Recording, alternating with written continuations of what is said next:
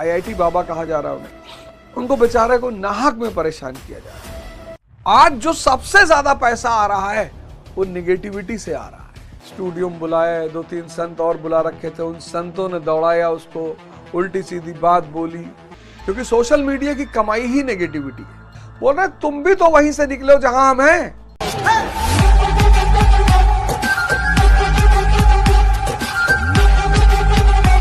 कि अरे बताओ, घर छोड़ दिए बेचारे, राज्य छोड़ दिए भैया पत्नियां छोड़ दिए, बच्चा छोड़ दिए भैया।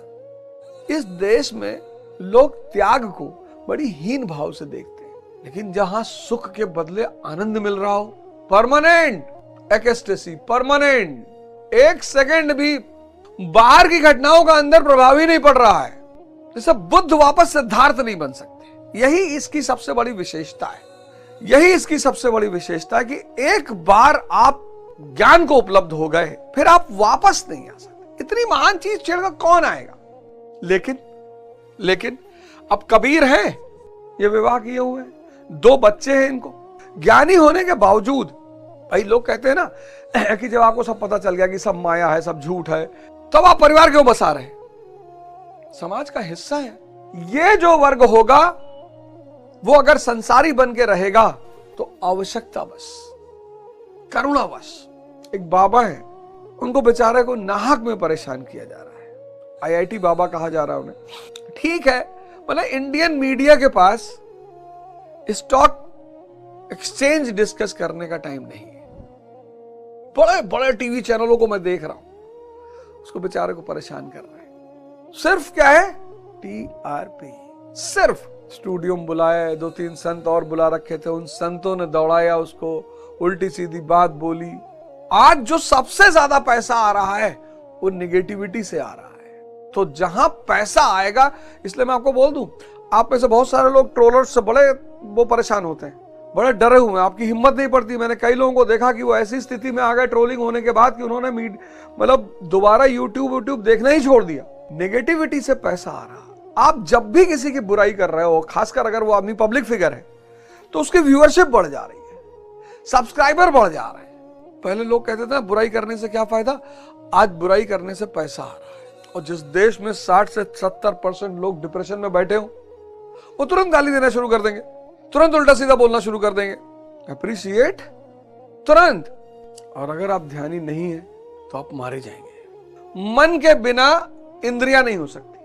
यानी जब इंसान, आप देखो, कोमा में चला जाता है, कोमा, जब कोमा में इंसान चला जाता है तो इंद्रियां तो जिंदा होती, लेकिन मन के बिना वो निष्क्रिय है, और इंद्रियों के बिना मन नहीं है। आप कहोगे कैसे? बीमारी, ये दोनों जुड़े हुए हैं, ये दोनों बहुत गहरे से जुड़े हुए हैं। इंद्रियां मन के बिना काम नहीं कर सकती। कोमा में देखो, आदमी लेटा हुआ है, कोमा में आदमी लेटा हुआ है, इंद्रियां तो जिंदा ही है ना, और मन इंद्रियों के बिना काम नहीं कर सकता। बीमारी, मन है, इंद्रिया, और ये गहरा संबंध सिद्धार्थ को दिखाई पड़ गया। सिद्धार्थ ने क्या देखा? एक बीमार आदमी देखा, बीमारी में इंद्रियां निष्क्रिय है। एक वृद्ध आदमी देखा, वृद्ध में इंद्रियां निष्क्रिय है। मृत्यु देखा, निष्क्रिय है। तो सिद्धार्थ का दिमाग स्पेशल दिमाग है। स्पेशल दिमाग जो होते हैं वो गहराई वाली चीजों को देख लेते हैं। फिर सन्यासी देखा तो बोला ये इंद्रिय सुख के पीछे नहीं है, लेकिन आनंदित है। यानी इंद्रियों से बाहर भी कोई सुख है। और वहीं से शुरू हुई सिद्धार्थ की खोज, और उस खोज ने सिद्धार्थ को बना दिया बुद्ध, परम आनंद। ये बुरे नहीं है। बोल रहे तुम भी तो वहीं से निकले हो जहां हम हैं। आज बाहर बहुत नेगेटिविटी, बहुत अशांति, एक बहुत बड़े समूह की आवश्यकता है, बहुत बड़े। कोशिश करिए, ऐसा कोशिश करिए कि नेगेटिविटी से दूर रहिए। हालांकि संभव नहीं है, क्योंकि सोशल मीडिया की कमाई ही नेगेटिविटी है। तो अब ध्यान करेंगे आप, तो आप पेट के लिए खाएंगे, ध्यानी पेट के लिए खाएगा। ध्यानी विवाह करेगा किसके लिए? प्रजनन के लिए, पारिवारिक की इकाई बनाने के लिए, क्योंकि वो देख रहा है कि अगर सेक्स में इतना आनंद होता, भगवान बुद्ध छोड़ आते, वो भी जवानी में। सोचेगा वो, उनके पास तो इतने सारे लोग मौजूद थे, विवेक पैदा हो जाएगा ना, ध्यानी के पास विवेक पैदा हो जाएगा।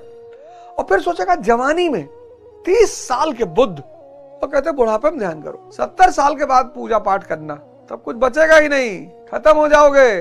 तो वो विवेक जब पैदा होगा तो वो सोचने में मजबूर करेगा कि बुद्ध, महावीर, स्वामी विवेकानंद, सबसे बड़ी चीज वो सोचेगा, देखेगा कि जो वैश्याएं रोती हैं, भाई किसी चीज में अगर आदमी को मजा आ रहा तो कहेगा भैया हमको हर जन्म वैश्या बनाना। वो रो रही हैं कि प्रभु अब मत करना। ध्यानी जो हो जाएगा वो रटने के लिए नहीं पड़ेगा, समझने के लिए पड़ेगा। रट रहे। पूछो ये बिजली क्यों पैदा हुई है, जो बिजली बनी क्यों पैदा हुई? बिजली, अबे थॉमस अल्वा एडिसन ने बल्ब बनाया तो क्यों बनाया? उसकी पत्नी कह रही थी उससे, नहीं कुछ कारण था, कोई उसको गाली दिया था रात में तो उसका चेहरा वो नहीं देख पाया था, तो फिर उसको लगा कि ऐसे तो हर आदमी को लोग कोई अंधेरे में गाली देता होगा। बताओ, आप ये सारे काम आप ये शुरू कर दिए, ये सारे अपने आप होने शुरू हो जाएंगे, अब मजा आने लगेगा ना आपको। विवेक रोशनी है जिसकी हमने चर्चा की कि जैसे कछुआ अपनी इंद्रियों को समेट लेता है, लेकिन कछुआ जब खतरा टल जाता है तो फिर वो बाहर निकल आता है। कछुआ अपने अंगों को समेट लेता है खोल के अंदर, लेकिन जब खतरा टल जाता है तो फिर अपने आप को खोल के बाहर ले आता है। तो क्या दोबारा वो इंद्रियां बाहर आती हैं?